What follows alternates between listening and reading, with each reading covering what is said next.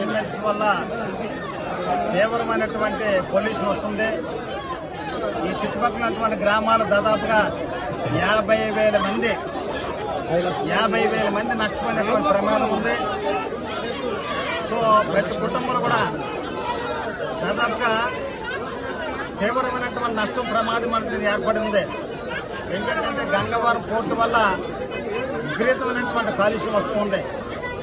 మరి ముఖ్యంగా చుట్టుపక్కల ఉన్నటువంటి ఇండస్ట్రీస్ వాళ్ళు కూడా మరి అంబుజా సిమెంట్స్ వస్తే ఒక్కరు కూడా ఇక్కడ నివసించినటువంటి అవకాశం లేదు. ఎందుకంటే అంబుజా సిమెంట్స్ వల్ల ఇవాళ ప్రజలందరూ కూడా తీవ్రంగా నష్టపోయి ప్రజలకి ఆరోగ్యం కూడా పాడైపోయినటువంటి పరిస్థితి కూడా ఏర్పడుతుంది. ఇది ప్రత్యక్షంగా ప్రతి ఒక్కరు కూడా చూసినటువంటి మాట. ఈ రోజు గంగవరం పోర్టు విషయంలో తీవ్రమైనటువంటి కాలుష్యం వస్తుంది. అదేవిధంగా అంబుజా సిమెంట్స్ రావడం వల్ల ఏంటంటే 100కి 100% కూడా మరి కాలుష్యంతో నిండిపోతుంది.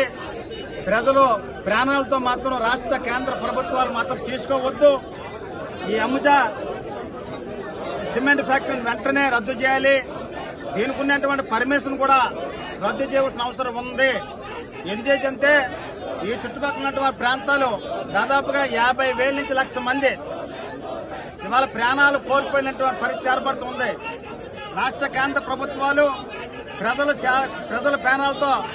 ప్రజల ప్రాణాలతో చెలగాటం ఆడకుండా వెంటనే రద్దుపరిచి అంబుజా సిమెంట్ ఫ్యాక్టరీని తక్షణమే వేరే చోటకి తరలించి ఈ ప్రాంతాన్ని కాపాడవలసిన అవసరం ఉంది.